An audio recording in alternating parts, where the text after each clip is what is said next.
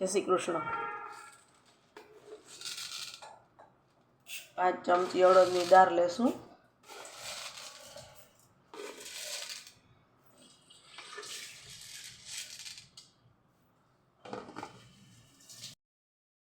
પાંચ ચમચી જે દાળ લીધી છે એને આપણે 5-6 કલાક પલાળવાની છે। ધોઈ અને પલાળી દેશું, પલાળીને રાખી દેશું। દાળ પલળી ગઈ છે, એકદમ સરસ ડબલ ક્વોન્ટિટી થઈ ગઈ છે અને આપણે મિક્સરમાં પેસ્ટ કરવાની છે। લઈ લેશું પવાલામાં। પેસ્ટ બનાવીએ એ પહેલાં બકડિયામાં સેજ પહેલાં પાણી નાખી દેવાનું છે અને પછી 1 લીટર દૂધ નાખી દેશું।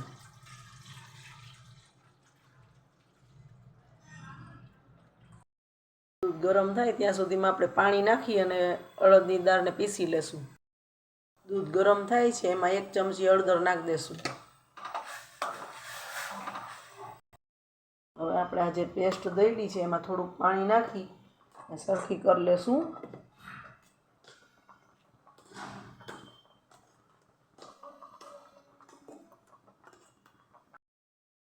હવે આ ઉકળતા દૂધમાં આ પેસ્ટ નાખી દેવાની છે। આપણે જે પેસ્ટ લીસી કરી છે ને એ દરદરી કે રાખવાની નથી, સરખી લીસીને આવી રીતના ડાયરેક્ટ હલાવતા જવાનું છે, નહીંતર બેસી જશે નીચે। પવાલું વીછરીને પણ પાણી નાખીને નાખી દેશું।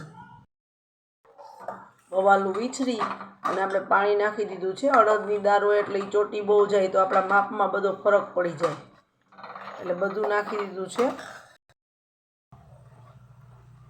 હવે આ ગેસની ફ્લેમ એક જ સરખી રાખવાની, ધીમું કે કશું કરવાનું નથી અને આને મૂકી દેવાનું નથી, હલાવવાનું, નહીંતર અડદની દાળ છે નીચે ચોટી જશે।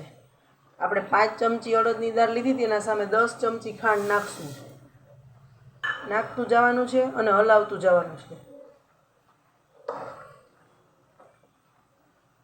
5 ચમચી ઘી નાખશું।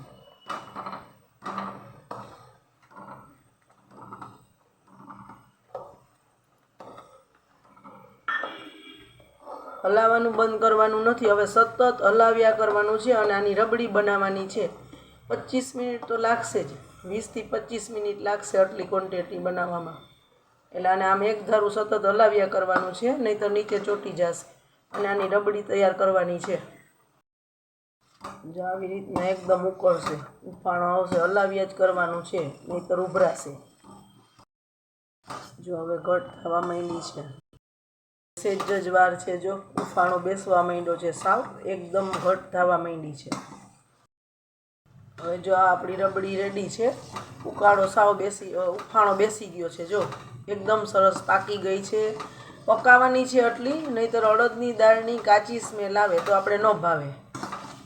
થઈ ગઈ છે। હવે આમાં આપણે 1 વાટકી ડ્રાયફ્રૂટ નાખી દઈશું, કાજુ બદામ નાખ્યા છે। જો ન ભાવે તો ઓછા વત્તા કરી શકાય, બીજા ડ્રાયફ્રૂટ ભાવતા હોય તો નાખી શકાય।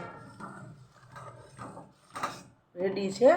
અડદિયાને બદલે આ એકદમ સરસ લાગે। જો અડદિયા ન ભાવતા હોય ને તો મારા ઘરમાં અડદિયા ખવાતા જ નથી, હું દરરોજ સવારમાં બ્રેકફાસ્ટની જગ્યાએ બધા આ રબડી ખાઈને જ જાય છે, બહુ જ સરસ લાગે છે। રેડી છે, સર્વ કરી દેશું। તો રેડી છે આપણી શિયાળા સ્પેશિયલ ડ્રાયફ્રૂટ રબડી, એને પિસ્તાની કતરણથી ગાર્નિશ કરી દેશું। અંદર પણ નાખી શકાય પિસ્તા। 6 થી 7 ચમચી જેટલી કતરણ નાખી પિસ્તાની, ફૂલ ડ્રાયફ્રૂટથી ભરપૂર છે આ, અને જેટલું આમાં ઘી નાખીએ ને એટલું સમય, હજી વધુ પણ ઘી નાખી શકીએ। કોઈને આપણે ઘી ખવડાવવું હોય તો આ રીતે ખવડાવી શકીએ। અડદિયા ને એમાં ઘી દેખાતું હોય તો છોકરાઓને નથી ખાતા, આ રીતે ખાશે, એકદમ સરસ લાગે છે એકદમ। મારા ઘરમાં આ 4 પેઢીથી આ બને છે અમારે। તમે એકવાર જરૂરથી ટ્રાય કરજો। 1-2 દિવસ બધાને એમ થાય કે અડદનું દાળ જેવું લાગે છે, પછી બહુ જ રબડી ભાવે છે। અને ડ્રાયફ્રૂટ જેટલા નાખીએ એટલા, ડ્રાયફ્રૂટથી ભરપૂર, બહુ સરસ લાગે છે। એકવાર જરૂરથી ટ્રાય કરજો। જય શ્રી કૃષ્ણ।